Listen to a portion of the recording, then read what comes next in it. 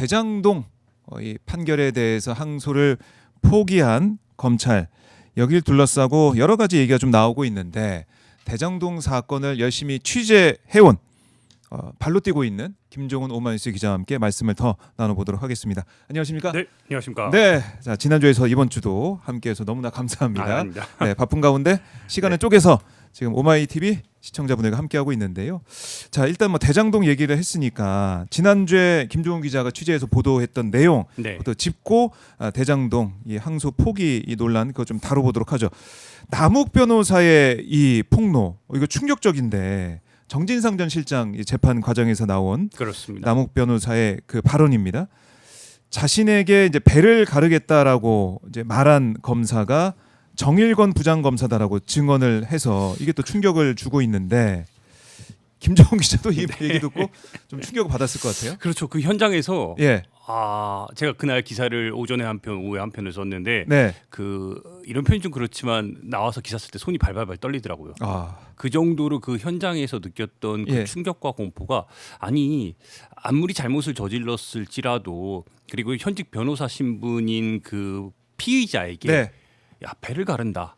배를 그것도 뭐 환부를 도려내겠다. 네, 그것도 가장 놀란 지점은 아이의 사진을 보여주면서 야 오랫동안 너 아이들 보지 못하지 않았냐. 그러니까 이제 봐야 되지 않냐라고 이렇게 이야기를 하면서 그것도 밤 12시에 네, 서울중앙지검 구치감 그 지하에 감옥이 있거든요. 거기서 가둬놓은 상태에서 호디부를 하나 준 다음에 모포 하나 준 다음에 12시에 불러내가지고 이 아이 사진 이렇게 흔들면서 얘기를 한 거예요. 야 배를 가른다 너. 아니, 물론 그 배를 가른다는 게 직접적으로 뭐 배를 가르겠습니까? 근데 다만 그 정도로 다방면으로 다층적으로 너의 모든 걸 다 탈탈탈 털어내겠다고 네. 일종의 협박을 한 거예요. 너무 놀랐어요. 이런 뭐 충격적인 얘기, 검사가 한 얘기 이걸 남욱 변호사가 폭로를 했는데 이 남욱 변호사가 정말 마음을 다시 먹었다는 생각도 좀 들고 어떻습니까? 남욱 변호사의 신경 변화가 있는 것 같아요. 그 지점이 가장 큰 변화였어요. 물론 네. 남욱 변호사는 이 정진상 이재명 대통령의 이 재판에 나와서 자기의 변화를 특히 이제 2013년 뇌물 관련돼 가지고 그 형들 발언은 검찰에서 들은 거다. 당시에 2013년께 들은 게 아니다라고 이미 진술을 번복한 바 있습니다. 네. 근데 1심 판결 후에 지난 10월 31일에 있었던 1심 판결 후에 판결문을 구치소에서 이제 받아봤고 그거를 740페이지에 이르는 판결문을 3분의 1 정도 읽고 나와서 결심한 듯이 네. 이제는 진짜 진실을 밝혀야겠다고 결심한 듯이 나와서 아하. 그날 밝혔던 거예요. 근데 제가 가장 크게 놀란 건 예. 이제 카키색 수의를 입고 나왔거든요. 그리고 그렇게 말쑥하게 평소에 하고 다녔어요. 명품 입고 다니고. 근데 이제 면도도 하나도 안 한 상태에서 이제 나와서 결심했다는 듯이 재판 시작과 동시에 검찰의 제주 신문이 있기 전에 판사를 향해서 손을 들더라고요. 판사님 오늘 제가 할 얘기가 있습니다. 예. 오늘 이 할 얘기는 제가 판결문은 3분의 1 정도를 검토했는데 네. 이거 사실관계가 다른 내용이 너무나 많습니다. 그래서 기회가 닿는다면 이런 이야기를 좀 했으면 좋겠습니다라고 그걸 담담하듯이 얘기를 하는 거예요. 그 과정 속에서 자기가 검찰 수사 과정 속에서 왜 진술을 이렇게밖에 할 수 없었는지 종국에는 왜 대통령 이재명을 당시에 정치인 이재명을 예. 잡기 위해서 왜 이런 검찰에 동조할 수밖에 없었는지에 있었던 그 과정을 정말 놀라울 정도로 폭로하더라고요. 그러니까 그야말로 검찰에 이제 배를 가르겠다 이런 얘기가 나오고 이럴 네. 정도로 결국 이재명 대통령을 겨냥한 종국엔 그렇습니다. 결국에는 이 조작 수사, 조작 기소로 간 게 아니야 이런 의심이 드는데 이게 맨 처음에는 검사 이름이 안 나왔잖아요. 그렇죠. 그 오전에는 네. 남욱 변호사도 그러니까 실제 부장검사니까 네. 자기에게 이런 발언은 했을지라도 그 이 수사 대장동 수사를 진두지휘한 사람 중이거든요. 최일선에서 선임검사로서 당시 부부장검사였는데 작년에 이제 승진을 해서 부장검사가 됐는데 무섭겠죠. 두렵고 그러니까 네. 얘기를 안 했습니다. 그 아하. 변호인 신문할 때도 얘기를 안 하고 검찰에서 이렇게 신문할 때도 전혀 얘기를 안 했어요. 근데 재판 막바지에 공판 막바지에 이진관 부장이 이 이진관 부장이 바로 이제 한덕수 예. 내란 공판의 그 재판장이기도 합니다. 직연 재판장과 비교되는 상당히 비교가 많이 되죠. 예. 네. 근데 이진관 부장이 다시 한번 웃습니다. 너무 중요한 얘기다. 얘기해라. 이 공간에서 이 재판정에서 말을 하라고 했고 그제야 남욱 변호사가 울면서 마지막에 그 울면서 얘기를 합니다. 그것도 원래 아이 사진 이야기를 오전에는 안 했어요. 근데 네. 오후에 재판 끝날 무렵에 아이 사진을 공개를 하면서 나에게 아이 사진을 보여주면서 네. 배를 가른다 그랬다는 얘기를 한 거예요. 근데 이게 다만 이게 어떤 일이 있었냐? 남욱 변호사가 이게 21년에 가을에 미국에서 돌아오면서 이 대통령 이거 뭐 공산당이다 뭐 빨갱이다 그렇죠. 해가지고 막 혐의를 막 부인했잖아요. 전혀 그런 사실 없다. 관련 없다는 식으로 부인했는데 1년이 지나서 다시 체포가 됩니다. 네. 그래서 서울구치소에 있던 사람을 다시 체포해 와서 중앙지검에 이 뇌물 혐의 관련돼 가지고 공무원 신분이다 보니까 직접적으로 연결고리가 있는 것으로 확인하고 싶었던 거예요. 그러니까 네. 유동규를 통해서 돈이 전달된 건 사실이고 아하. 그 돈이 종국에는 측근이라 불리던 정진상과 김용을 통해서 대통령 이재명에게 간 그 연결고리를 남욱의 입을 통해서 확인하고 싶었던 거예요. 그래서 그날 불러다 놓고 네. 소위 말해서 이제 조진 거예요. 그 과정에서 이걸 꺼내든 겁니다. 그러다 이제 말을 못하다가 수십 명의 검사들이 나에게 와가지고 계속 얘기를 하고 조사를 받는 과정 속에서 유동규가 다른 검사와 함께 다른 검사실에서 조사를 받고 있는데 유동규가 와가지고 다른 검사랑 와가지고 조사받고 있는데 야, 너 임마 그렇게 얘기 안 했잖아. 아하. 너 그때 얘기한 거 이거 사실 아니잖아 이런 식으로 얘기를 가이드를 제시하고 갔다는 거예요. 그런 상황 속에서 이런 조사를 받으니까 남욱이 결국에는 원하는 방향이 원하는 그림이 이런 거구나 하고서 거기서 이제 결국엔 1년이 지나서 예. 그런 식의 검찰의 방향대로 진술을 하게 됐다고 울면서 말을 하더라고요. 그러니까 그야말로 이 검찰이 진술 방향을 설정하고 또 유동규까지 같이 합세해가지고 그렇죠. 이쪽으로 가야 된다. 이게 3인성호란 말이 김만배 이제 화천대유 대주주가 얘기를 했잖아요. 네. 그런 생각이 실제로 들더라고요. 그러니까 만약에 이거 대북송금 사건도 마찬가지고 대정동 사건도 마찬가지인데 이 없는 사실, 기억이 없는 사실, 실제로 발생하지 않은 사실을 완성하기 위해서는 핵심적인 연결고리에 있는 사람들이 세 사람이 네. 입을 맞춰서 검찰의 공소 사실대로 얘기를 하면은 정말 없는 호랑이도 나타난 상황이 되는 거예요. 그 과정 속에서 남북도 동조를 했고, 다만 김만배의 죄에 대해서 따지자는 게 아니라 김만배는 초지일과 그냥 관련이 없다 네. 이야기를 했고, 그게 실질적으로 마지막까지 정말 이어졌기 때문에 아하. 그나마 이런 검찰에서의 공소 사실대로 결과가 나오지 않지 않았냐라는 생각이 드는 겁니다. 그러게 말입니다. 이걸 우리가 이제 이 사안뿐만 아니고 언급하신 것처럼 여러 사안에서 반복적으로 확인할 수가 있는 것인데 오마이뉴스만 유일하게 근데 이 지목된 이름이 이제 나온 밝혀진 정일권 검사의 입장을 받았네요. 네, 그렇습니다. 이것도 이게 참 운이 한편으로 좋았는데 제가 네. 이제 대장동 수사를 오래 하면서 올해 이제 대장동 관련된 사건을 오래 취재하면서 언제인지 정확히 모르겠습니다. 그러니까 정말 수십 명의 검사들이 계속 재판에 왔다 갔다 했거든요. 근데 그 과정에서 누가 봐도 정일권, 뭐 엄희준, 네. 강백신 이런 사람들이 이 사건을 진두지휘하는 게 보이더라고요. 네. 그러다가 어느 날 갑자기 제가 이 사람들의 전화번호를 입수를 했는데 어떤 경로로 입수했는지 기억도 안 납니다. 그냥 언젠가 필요하리라 생각하고 입수를 했고 그 예. 과정 속에서 남욱이 법정에서 배를 가른다는 사람이 정일권이라는 걸 얘기했고 끝나자마자 예. 제 핸드폰에 그 전화번호가 있는 거 기억이 나서 바로 걸었습니다. 그래도 바로 걸었습니다. 근데 네. 그 상황이 퍼진 걸 모르잖아요. 모르니까 모르는 번호니까 제가 그 2, 3년 사이에 전화를 한 번도 안 했거든요. 예. 정일권 검사에게 받더라고요. 아하. 받아서 제가 오마이뉴스 법조팀의 김종훈입니다 검사님. 그랬더니 지금 법정에서 네. 남욱이 검사님의 이름을 고명하면서 배를 가른다라고 했습니다. 이거 어떻게 된 겁니까?라고 물어봤어요. 근데 그 순간 끊을 줄 알았거든요. 근데 너무나 차분하게 말을 고르듯이 정제된 표현으로 나는 그런 말을 한 적은 없다. 배를 가른다는 건 말이 안 된다라고 하면서 예. 자기는 이 수사 과정이 의사가 치료하는 과정과 같다고 말을 하더라고요. 그러면서 아픈 사람 두면은 배를 예. 개복할 수 있고 개복할 알약을 줄 수 있고 이런 식의 표현을 하더라고요. 그래서 그 얘기 아닙니까? 그게 같은 말이죠. 근데 예. 결국에는 배를 가른다는 의미는 아니라는 식으로 얘기를 하는 거예요. 그래서 거기까지는 그래요. 그렇게 했는데 제가 진짜 묻고 싶었던 건 왜 네. 아이 사진을 맞아요. 보여줬냐고. 그거는 진짜 너무한 거 아니에요? 그러니까 왜 아이 사진을 보여줬냐고 제가 바로 이어서 물어봤어요. 그랬더니 포렌식 과정에서 그 아이 사진이 나왔고 남욱이 이미 오랜 시간 동안 구속돼 있었으니까 1년 동안 구속돼 있었으니까 도의적이고 인도적인 차원에서 애들 사진 보여준 거다. 아니 근데 왜 그 순간에 보여주냐고요. 그 밤 12시에 구치감에서 혼입을 덮고 누워서 예. 발발 떨던 사람을 그 중앙지검으로 위로 올려 보내서 예. 보여준 거예요. 그러면서 야 너 왜 얘기 안 해? 뇌물 사건 이거 유동규 이미 이렇게 진술했잖아. 라는 식으로. 그러니 안 넘어갈 사람이 어디 있어요? 이 대한민국의 제가 가장 놀란 건 소위 말하는 변호사조차도 법 전문가인 변호사조차도 결국에는 넘어가요. 근데 만약에 앵커나 저처럼 일반인이 이런 상황을 마주하면 버틸 수 있을 거라는 생각이 제가 계속 드는 거예요. 그렇네요. 계속 기사를 쓰면서 제가 손이 발발발 떨렸던 게 야, 이런 상황에 마주하면 이거를 버틸 수 있는 사람이 대한민국에 몇이나 될까? 그러니까 아이를 사실상 아이를 볼모로 잡으면서 몰아붙이는. 근데 그거를 인도적으로 도의적으로 이걸 보여준 거래요. 말도 안 그렇습니다. 되고요. 말도 안 되고요.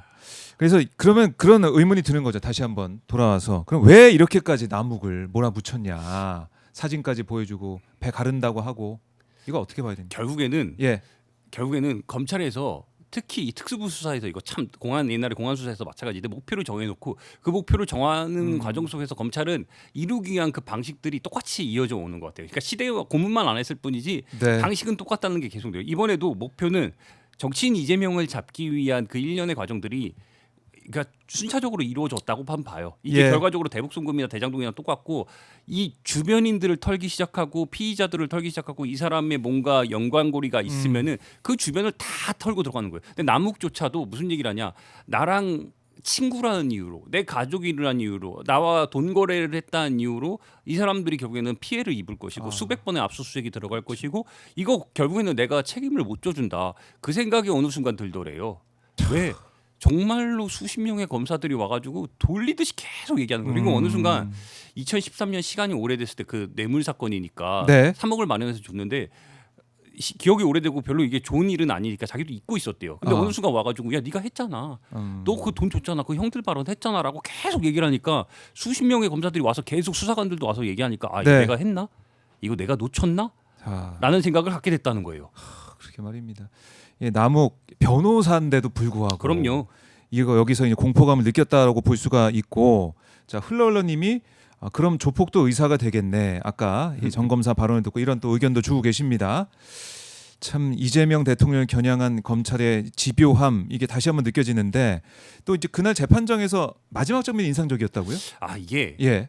마지막 장면이 왜 인상적이었냐면 남욱 변호사가 상당히 그러니까 아쉬워했어요. 그날 이미 6번, 7번의 증인 신문을 마친 상황인데 1심 선고가 나오고 나서 구속됐잖아요. 그렇죠. 예. 그러니까 이제 자기의 신분이 바뀐 상황이고 이미 진술 번복을 한 상황이지만 네. 판결문을 보고 나니까 이 판결문이 얼마나 말도 안 됐다는 거를 그러니까 어떤 의미에서 배임 혐의적인 측면에서 아니면 뇌물 이런 측면에서 유동규의 진술을 바탕으로 정영학의 네. 최초의 진술 검찰에서 소위 말하는 조작된 증거 내용을 바탕으로 해가지고 이 공소 사실들이 완성됐다고 자기가 너무 아쉬워하는 거예요. 이건 말이 안 된다. 그러니 결국에는 이 판결문 관련해서 자기가 어떻게든 항변을 하고 싶은데 그 항변할 기회가 이제 더 이상 없다는 걸 아니까 아쉬워한 거예요. 그럴 때 이제 이진관 부장이 뭐라고 얘기를 했냐? 네. 지금 3분의 1 증인이 읽었다고 했으니까 넉넉하게 다 읽고 우리 재판부에서 그 의견서를 길더라도 상관없다. 예. 다 읽겠다. 그러니 그 판결문 끝까지 다 읽고 예. 의견서를 넉넉하게 작성한 다음에 우리 재판부에 내라. 그러면은 최대한 우리가 보겠다라는 이야기를 마지막에 한 거예요. 그래서 상황에 따라서는 또 증인으로 부를 수도 있겠다라고 말을 하는 거예요. 그러니 그 이야기를 들은 남욱이 뭐랄까 되게 큰 감동 아니 이런 저도 법조 4년을 하면서 네. 이렇게까지 공간을 열어주는 판사는 처음 봤거든요.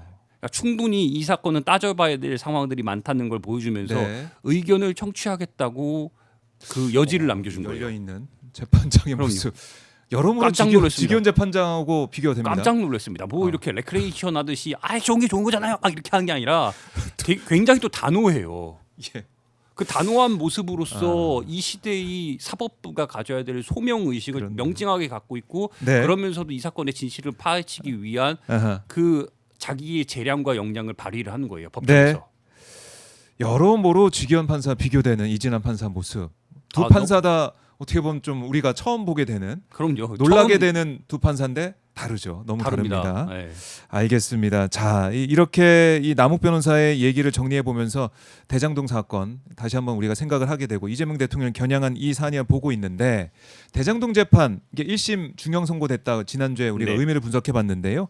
이게 지금 항소심으로 넘어가면서 여러 가지 또 논란이 불거졌습니다. 검찰이 대장동 항소를 포기했다. 내부에서는 이 법무부 장관이 반대에 뒤집혔다 이렇게 반발하면서 여러 뭐 이제 이프로스 게시판에 일선 검사도 반발하고 막 강백신 이러고 검사가 있는 주도를 하고 있습니다. 아까 언급했던 강백신 검사 이름이 이제 처음에 네. 등장하고 있는데 중앙지검장 사의를 표명하고 그렇죠. 이거 좀 어떻게 파악하고 있습니까? 이게 예, 그날 토요일 새벽 3시 반께 네, 그 검찰 기자단의 수사팀과 이 공판검사 팀이라는 이름으로 해가지고 새벽 3시 반에 자기들이 이 사건에 있어서 이런 난리가 났다. 윗선에서 이거를 지금 항소를 포기했다는 식의 입장문을 새벽 3시 반에 보내왔어요. 제가 그걸 딱 어이구. 보자마자 든 생각은 예, 다급하구나. 급하다. 다급하구나. 예, 다급하구나. 예. 그러면서도 이거를 뭐 윗선의 개입에 마치 있느냐 그 일련의 과정들을 구체적으로 명시를 해서 그걸 흘리듯이 다 이제 보낸 거예요. 그러면서 이제 이 프로세스 이제 강백신 검사까지 해가지고 일련의 과정 그 과정들 지금까지 쭉 이어지고 있는데 네, 제가 든 생각은 일단 두 가지인데 첫 번째는 만약에 항소가 진짜 이루어졌다고 해도 그러니까 결과를 차치하더라도 자기들이 공소한 그 사실 이외에 사실 이미 그 넘어서는 선고가 나온 상황이잖아요. 만약에 저는 항소가 들어갔다고 할지라도 검찰에서 바라는 대로 결과가 나왔을까? 아니요, 저는 그렇지 않다고 봅니다. 남욱이 어떤 얘기를 했냐면은 남욱은 그날 법정에서 유동규는 자기가 3년 받을 거라고 마지막까지 믿고 있었대요.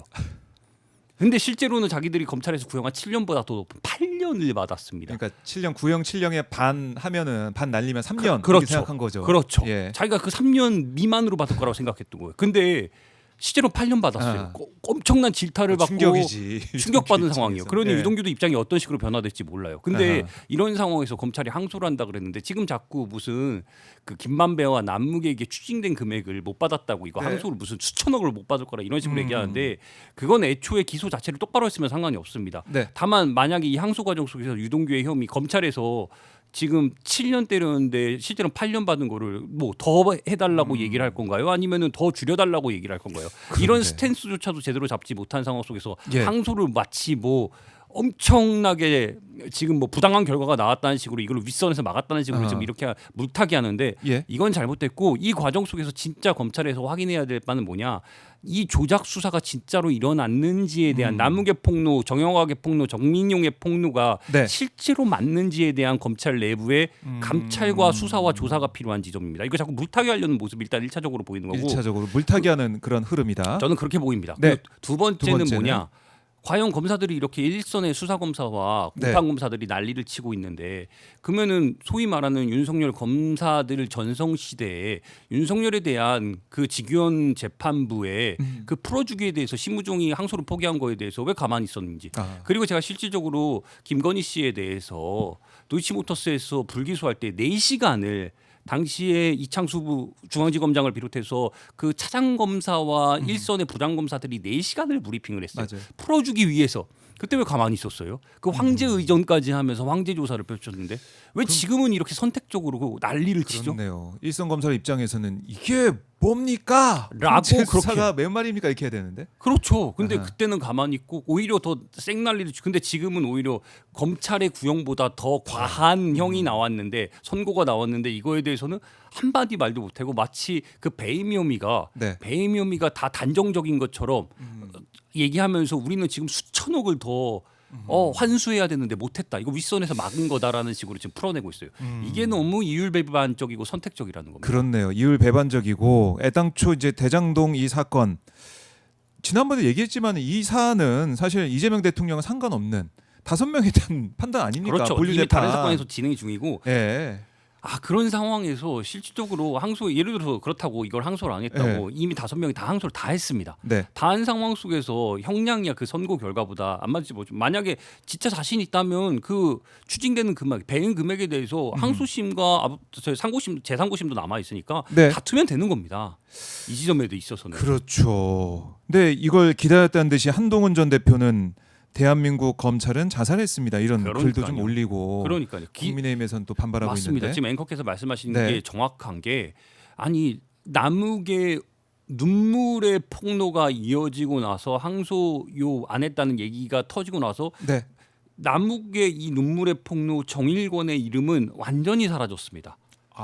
완전히 사라졌어요. 실제로 그렇네. 예. 제가 그렇네요. 기사 개수를 세봤어요. 예. 정일권이란 이름이 제목에 등장하는 언론 매체 그 모든 관련된 기사들이 그러니까 50여 개의 관련 뉴스가 나왔는데 정일권이라는 이름이 들어간 제목의 기사는 두 곳밖에 없습니다. 오마이뉴스와 예. 뉴스토마토.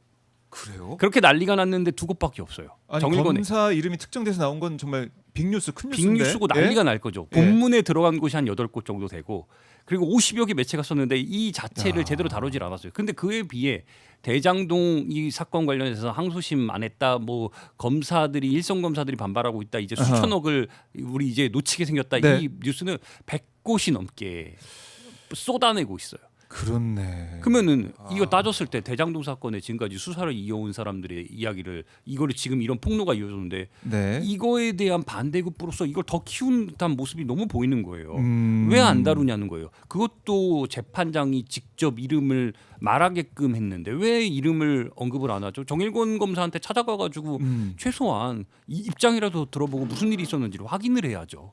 그렇네요. 중요한 지점을 꼬집어 주셨습니다.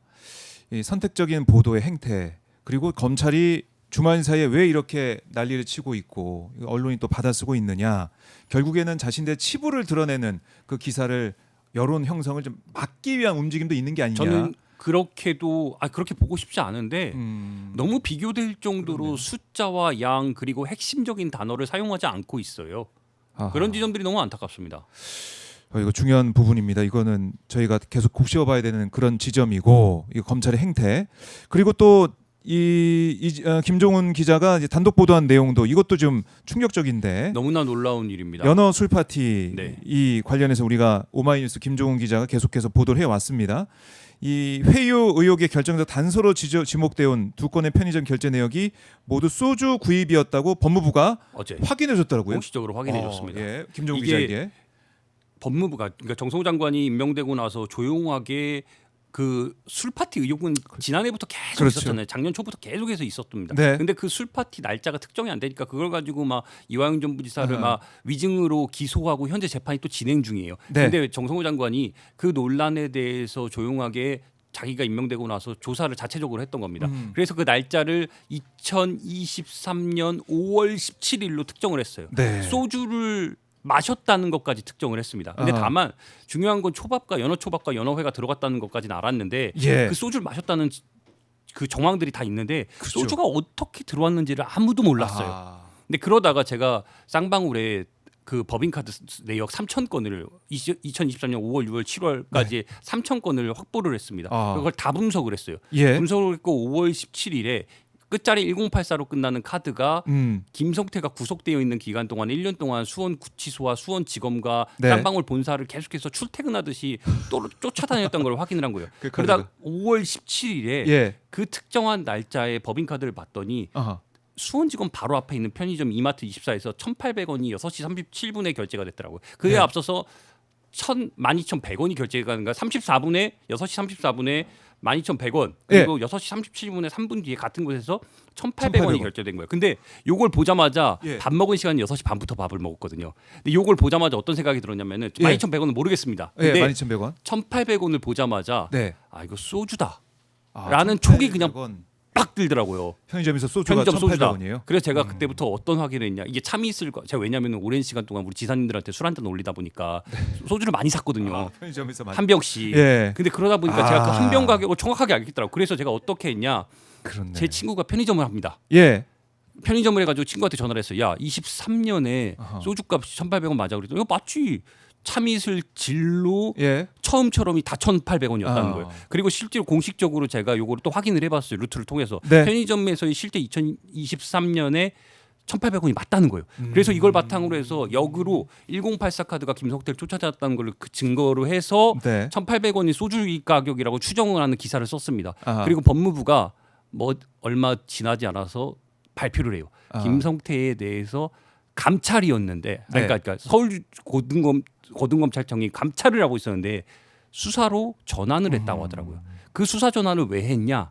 그 1,800원 내역이 네. 소주인지를 압수수색을 통해서 확인을 하고자 할 거예요. 아하. 그래서 실제적으로 그 진짜 1,800원이 맞는지. 맞는지를 예. 이마트 24를 압수수색해가지고 확인을 했고 그리고 그러면은 12,100원이 궁금한 상황 12,100원. 속에서 요거 확인이 안 됐었는데 네. 봉지욱 기자가 요거를 모처를 통해서 내역을 소주 3병과 물 500ml짜리 3병 그리고 담배 한가 봉지 100원이라는 걸 확인을 한 거예요. 아. 근데 이게 내역이 확인이 안 된 상황 속에서 그러니까 이게 무슨 얘기냐? 소주는 340ml입니다. 네. 물은 500ml예요.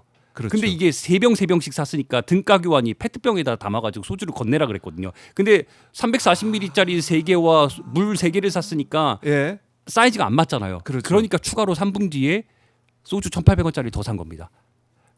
아, 그래서 넣어서 가려고. 그래서 120ml씩 더 담은 거예요. 예. 그래서 500ml 3병에 소주 4병이 맞는 겁니다. 담배 한 갑까지 포함해서. 그렇게 해서 들어간 거예요. 그 내역을 원래 확인이 정확하게 안 되다가 네. 어제 법무부 고위 관계자가 저한테 음. 드디어 얘기를 해줬습니다. 맞고 맞다. 그리고 오마이뉴스의 1,800원 보도가 예. 이 사건의 단초가 됐다. 단서가 됐다고 얘기를 해준 거예요. 저 취재한 저로서는 네. 너무나 큰 감동이죠. 감격이. 근데 그렇네요. 한편으로는 너무 씁쓸했던 게 어허.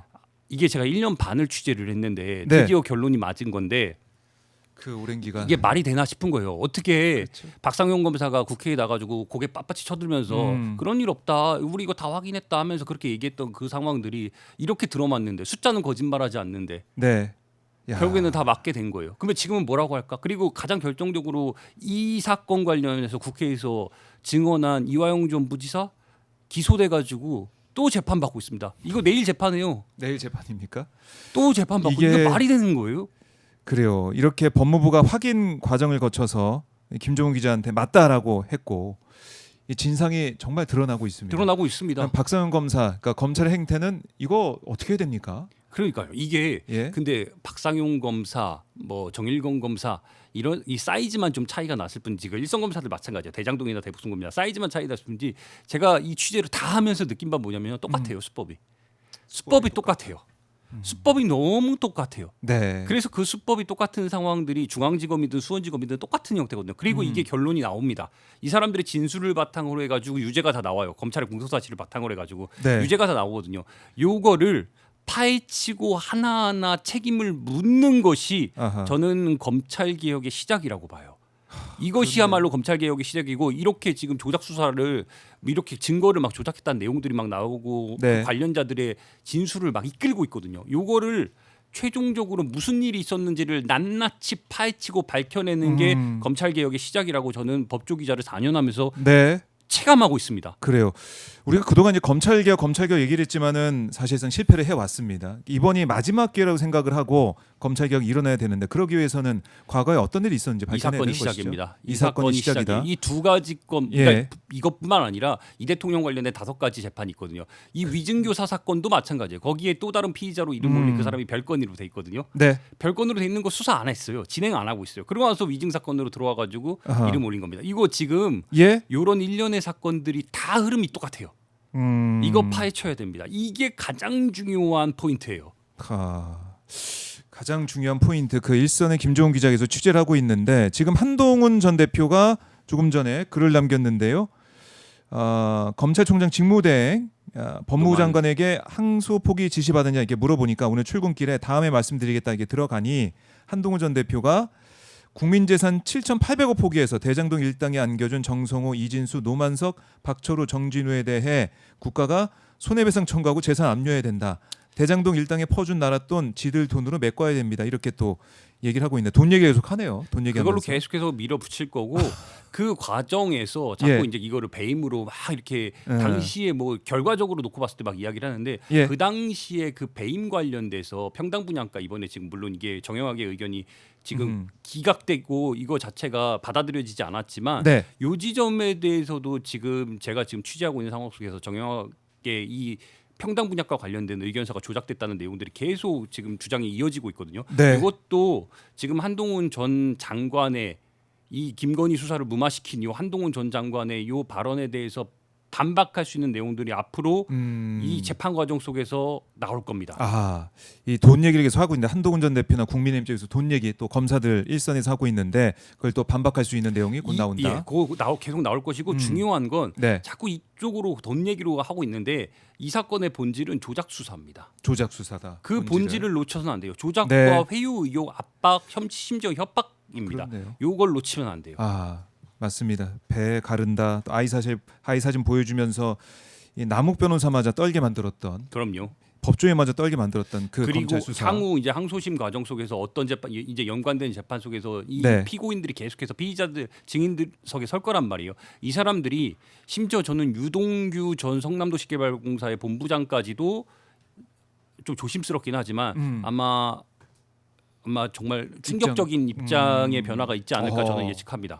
검찰을 믿었는데 사실상 검찰한테 실망할 수밖에 없는 상황이 됐으니 그런 상황이 나오지 않을까 싶어요. 8년 법정 구성이 됐으니 유동규 입도 달랄 수 있다. 저는 그렇게 조심스럽게 예. 예측을 합니다. 왜냐하면 남욱 변호사가 너무 충격적인 얘기했고 이미 정민용 변호사와 정영학 회계사는 이미 검찰에서 자기들이 겪은 일들을 하나하나 네, 풀어내고 있어요. 기회만 닿기를 기다리고 있습니다. 그렇군요. 이 재판 계속해서 주목을 해 보겠고요. 검찰의 행태도 파헤쳐 보겠습니다. 김종우 기자, 제가 또 모셔서 말씀 들어보죠. 네, 고맙습니다. 고맙습니다.